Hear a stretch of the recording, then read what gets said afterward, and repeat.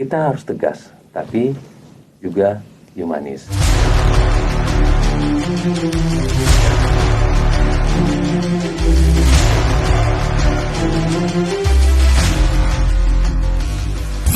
Disinilah komando berlaku.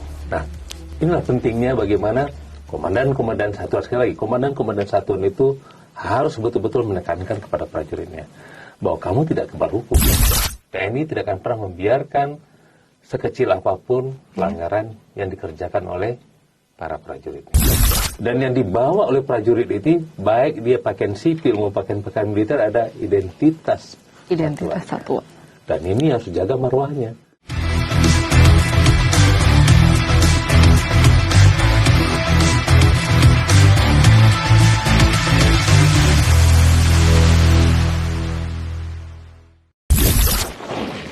Assalamualaikum warahmatullahi wabarakatuh. Hai sahabat TNI, apa kabar? Semoga dalam keadaan sehat dan bahagia dimanapun berada. Saya Hestu Kesuma kembali hadir dengan podcast TNI Patriot. Podcast TNI Patriot yang memberikan informasi dan wawasan mengenai dunia militer. Tentu saya tidak sendirian, telah hadir narasumber spesial, seorang polisi militer yang biasa disingkat PM. Beliau adalah Dan Puspom TNI, Laksamana Muda TNI Edwin SH Mhan MH. Apa kabar Bapak? Alhamdulillah, Mbak Estu, terima kasih banyak. Sepertinya hari ini baru saja melaksanakan upacara ya Bapak ya? Benar, hari ini kita baru selesai melaksanakan upacara gelar operasi penegakan ketertiban dan operasi justisi sepanjang tahun 2023. Tadi Bapak Panglima TNI berkenan sebagai inspektur upacara dan dihadiri juga oleh Kepala Staf Angkatan. Wow. Dari darat, laut, dan udara? Ya, termasuk juga rekan kita yang dari kepolisian. Tadi hadir mewakili Kapolri, Kadipropam. Ya, insya Allah mudah-mudahan ini merupakan wujud sinergitas kita dalam upaya penegakan disiplin para prajurit TNI. Bapak sebagai Komandan Puspom TNI, kalau untuk Puspom TNI memiliki fungsi dan tugas seperti apa Bapak? Kalau kita melihat kedudukan Puspom TNI sebagai badan pelaksana pusat di tingkat Mabes TNI yang bertugas untuk membantu Panglima TNI di dalam menyusun kebijakan-kebijakan yang terkait dengan fungsi-fungsi dari polisi militer itu sendiri. Baik. Kalau kita melihat ada 8 fungsi polisi militer, mulai dari fungsi terkait dengan penyelidikan kriminal dan pengamanan fisik, kemudian fungsi untuk penegakan disiplin, kemudian penegakan hukum, kemudian fungsi penyidikan. Jadi tadi penyelidikan, habis itu penyidikan. Kemudian fungsi dalam pengurusan tahanan militer. Jadi prajurit-prajurit yang tuna tertib nanti kita laksanakan penahanan. Yang melakukan pelanggaran. Termasuk juga di medan pertempuran. Nah, kita juga ada fungsi untuk terkait dengan pengurusan tahanan perang. Kalau kita melihat perang antara Rusia sama Ukraine, betapa pentingnya peran polisi militer di sini untuk membergeningkan tahanan perang dalam upaya diplomasi penyelesaian permasalahan pertikaian antara dua negara. Jadi ada di sini fungsinya dari polisi militer. Kemudian termasuk juga dalam pengawalan protokol kenegaraan. Seperti pengawalan presiden itu berarti yang koridor di jalan. Demikian. Kemudian pengendalian lalu lintas dan termasuk pembuatan SIM TNI. Ada 8 fungsi ini yang kita yang kita kerjakan. Nah, di dalam proses penjabaran ini Komandan Puspom TNI dibantu oleh 6 direktorat dan 4 kasat. Mulai dari Dirbin kemudian Dirbin Pamfik, kemudian Direktur Penyidikan, Direktur Pengurusan Tahanan Militer, kemudian Direktur Wal Prot Lalin, pengawalan protokol dan lalu lintas. Dan 6, kemudian ada 4 kasat, yaitu Kasat Litkrim Pamfik, kemudian Kasat Gakum, kemudian pengawalan tata tertib, kemudian Kasat tindak pidana militer umum, kemudian tidak pidana khusus.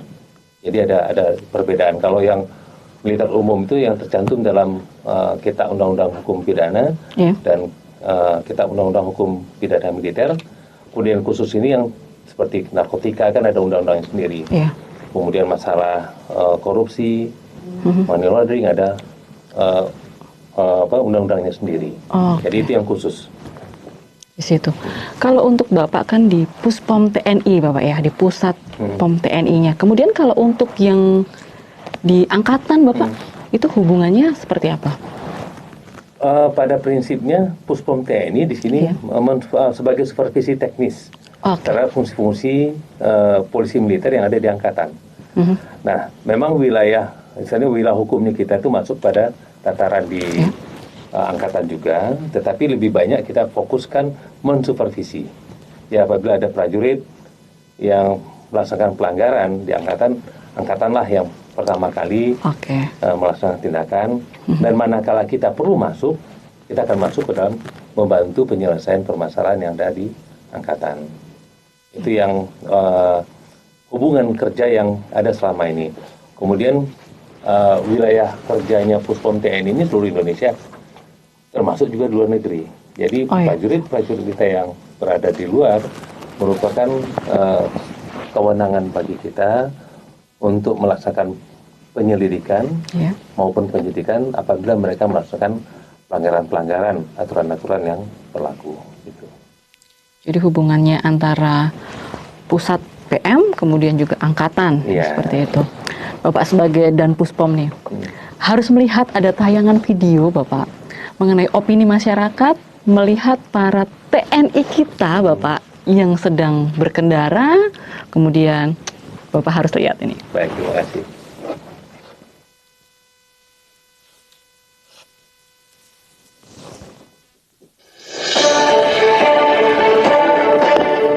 Kayak masuk jalur busway Pak.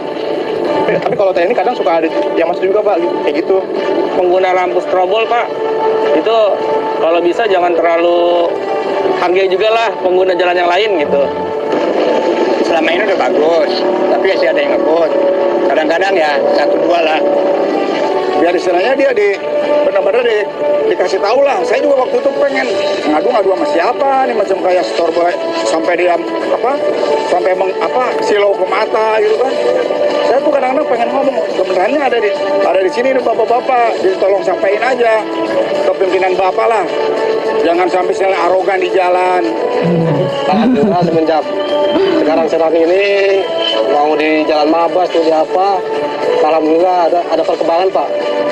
Ya, jadi untuk angkatan itu nomor 1 dah sekarang untuk diutamain Pak. Kedepannya semoga merayat selalu sukses. Amin. Amin. Opininya positif dan negatif. Ada semua. Bagaimana Pak? Kalau lihat opini ini tadi kan sudah mengarah sebagian besarnya ke positif. Yang mudah-mudahan ini yang kita harapkan. Memang 1-2 masih ada pelanggaran-pelanggaran, khususnya dalam tataran tertib berlalu lintas.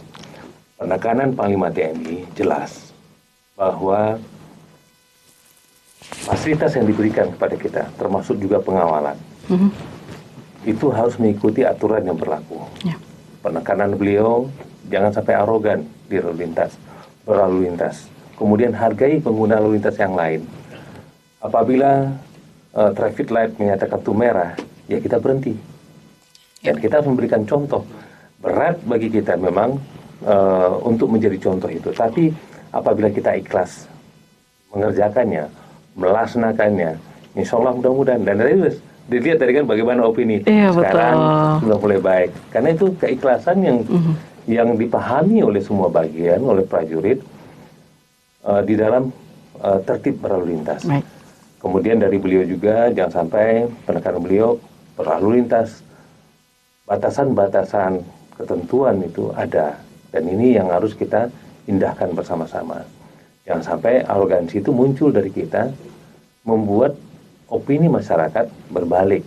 Tadi sudah opininya, terima kasih banyak itu opininya sudah menipu kebaikan semuanya. Memang ada beberapa hal yang harus kita evaluasi secara bertahap. Kita lihatkan bagaimana cara kita untuk menyampaikan kepada prajurit, kepada prajurit yang menggunakan lalu lintas ini. Karena tidak hanya kita, ada masyarakat lain di sana, ada pengguna-pengguna lain yang harus kita hormati. Mereka juga buru-buru, dan mereka juga dalam kepentingan-kepentingan. Tapi kalau kita memahami itu, mudah-mudahan. Ya. Kemudian ada beberapa kasus juga kemarin kita tidak lanjuti. Contoh dalam tertib lalu lintas, bagaimana prioritas seperti ambulan, kemudian pemadam kebakaran, hal-hal yang bersifat emergensi itu harus menjadi utama yang kita sampaikan kepada prajurit, dan kita harus mengalah. Kalau perlu kita bantu berikan untuk buka jalannya. Itu yang jadi poin bagi kita. Jadi Bapak Panglima menegaskan kita harus tegas, tapi juga humanis. Ini dalam. Nah, harus kita pahami bersama-sama sehingga ke depan para prajurit bisa melaksanakan seluruh aturan itu, rambu-rambu itu dengan baik. Apalagi tadi sudah dibuka dengan gelar upacaranya Bapak ya. Berarti selama 1 tahun besok penertiban kita akan selama 1 tahun. Jadi selama tahun 2023 itu akan berlangsung operasi ini, penegakan ketertiban, kemudian penegakan hukum. Kita berharap angka pelanggaran ini bisa turun. Alhamdulillah, kalau kita evaluasi dari tahun 2021 sampai tahun 2022 ada tren penurunan. Berarti yang kita sikapi bersama adalah adanya pemahaman dari para prajurit untuk taat akan aturan. Kesadaran tersebut. Kesadaran aturan. Dalam berkendara apalagi di sini. Di seluruh lini. Di seluruh lini. Baik. Sampai ada tren peningkatan dari pelanggaran-pelanggaran yang dikerjakan oleh para prajurit. Baik. Bapak, tentunya di tahun 2022, kemudian sekarang tahun 2023, tentunya ada data-data Bapak ya, mengenai proses hukum anggota TNI nih yang sedang bermasalah, ini seperti itu. Mohon jelaskan Pak. Kalau kita melihat tren dari data-data ini, itu menyimpulkan bahwa yang pertama adalah bahwa prajurit TNI itu berada dalam koridor-koridor yang mengikat dia dengan aturan-aturan. Apabila dia melanggar, sama sanksinya. Malah kita ditambah lagi dengan selain dari hukum sipil umum yang kita undang-undang hukum pidana, kita juga ada kitab undang-undang hukum pidana militer. Kemudian juga ada tataran dari undang-undang yang menyangkut permasalahan hukum yang bersifat khusus. Nah, ini mengikat semuanya kita. Nah, upaya-upaya yang kita kerjakan ini bukan hanya penindakan, tapi kita juga melaksanakan pencegahan di awal. Nah, solusi-solusi inilah kita berikan, kita tayangkan kepada komandan-komandan satuan. Karena polisi militer tidak bisa bekerja sendiri. Pelibatan dari komandan-komandan satuan di sini untuk terus-menerus tidak bosan-bosannya untuk menekankan kepada para prajurit untuk tidak melaksanakan pelanggaran. Hukum adalah panglima. Jadi yang menarik di kita yang kita sampaikan kepada seluruh prajurit bahwa hukum itu adalah panglima. Sehingga koridornya jelas. Walaupun kita tidak bisa memberikan jaminan nol dalam pelanggaran, tetapi angka ini ada tren penurunan. Kalau kita lihat di tahun 2021 dan 2022 dari berapa pengkelompokan pelanggaran yang dilaksanakan oleh para prajurit itu turun sekitar 35%. Dari tahun 2021 sampai 2022. Kita berharap nanti di 2023 ini tren juga turun. Ini yang kita harapkan. Contoh permasalahan, ada berapa yang saya lihat dari tabel catatannya. Contoh permasalahan disersi. Turun 21,64%. dari 842 kasus menjadi 659 kasus yang kita proses hukum. Itu yang disersi. Disersi. Kemudian pelanggaran lalu lintas tadi yang sampai tadi kita proses. Jadi ada yang melanggar, kalau di Jakarta masuk jalur busway, laka-lalin, kan gitu. Itu kita sampaikan kepada satuannya harus diproses. Jadi proses hukum. Nah, trennya juga turun sekitar 49% dari 738 menjadi 374. Jadi gencarnya kita melaksanakan operasi-operasi ini itu akan menekan para prajurit untuk melaksanakan pelanggaran. Begitu juga di pelanggaran asusila. Jadi terjadi penurunan sekitar 12% atau 13% lah, 20,9 dari 124 kasus menjadi 108 kasus. Kemudian narkotika turun 34% dari 103 kasus menjadi 68 kasus. Nah, tren inilah yang kita jaga. Tren penurunan berarti kan prajurit paham, kemudian komandan satuan itu juga tidak tidak henti-hentinya menekankan kepada prajurit, sehingga setiap saat diingatkan. Nah, kalau setiap saat diingatkan berarti prajurit akan terngiang-ngiang bahwa ini larangan. Dan kita jangan sampai mengexcuse pelanggaran-pelanggaran itu, karena kalau kita mengexcuse pelanggaran itu akan terjadi pengulangan. Dan ada hal yang menarik kita lakukan adalah upacara pemberhentian dengan tidak hormat itu adalah satu langkah pencegahan kepada calon-calon pelaku. Sebagai peringatan. Sebagai peringatan bahwa kalau kamu melakukan ini risikonya, dan kita tunjukkan. Jadi dampak hukuman itu kita berikan bukan saja kepada pelaku, tapi lebih besarnya kepada calon pelaku. Nah, inilah yang harus kita tekankan kepada komandan-komandan satuan, kepala bagian. Apabila ada prajuritnya yang harus diberhentikan dengan tidak hormat, laksanakan upacaranya. Dan itu disosialisasikan oleh media massa. TNI identik pasti dengan kedisiplinan, tetapi ada opini masyarakat TNI menjadi serasa kebal hukum, seperti itu, Bapak. Kalau kita lihat dari data tadi kan bahwa dia tidak kebal hukum. Sama, bahkan dia diikat oleh banyak aturan-aturan. Aturan-aturan yang diberikan kepada TNI ini karena dia semakin baik ke depannya. Karena aturan itu dibuat untuk membuat lebih baik kehidupan prajurit. Nah, inilah yang perlu kita sosialisasikan, karena dia berasal dari berbagai macam sumber prajurit ini. Tapi keseragaman cara tindak kita, cara berpikir kita, cara bersikap kita, itu akan mewarnai output kinerja kita sama-sama. Disinilah komando berlaku. Nah, inilah pentingnya bagaimana komandan-komandan satuan, sekali lagi, komandan-komandan satuan itu harus betul-betul menekankan kepada prajuritnya bahwa kamu tidak kebal hukum. Kalaupun ada para prajurit yang melakukan, itulah oknum-oknum, segelintir oknum-oknum yang belum sadar akan jati dirinya sebagai seorang prajurit. Kamu di bawah naungan aturan-aturan yang membuat kamu lebih baik. Kamu harus berbuat sesuai dengan aturan-aturan ini.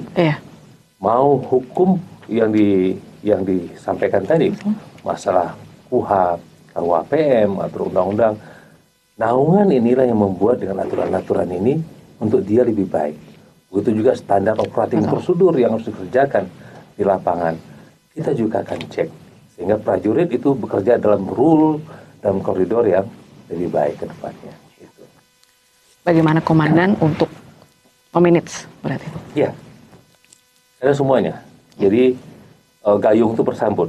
Tidak bisa hanya polisi militer mengerjakan. Jadi kalau polisi militer hadir itu banyaknya dalam konteks terjadi sesuatu. Nah, kita tidak menginginkan itu. Kita ingin prajurit kita itu aman, nyaman, dia melaksanakan pekerjaan dipayungi oleh aturan-aturan yang jelas dan tegas. Dan sanksi-sanksi ini harus kita sampaikan ke prajurit. Karena banyak prajurit kadang-kadang alfa dalam memahami ini. Baik. Karena emosi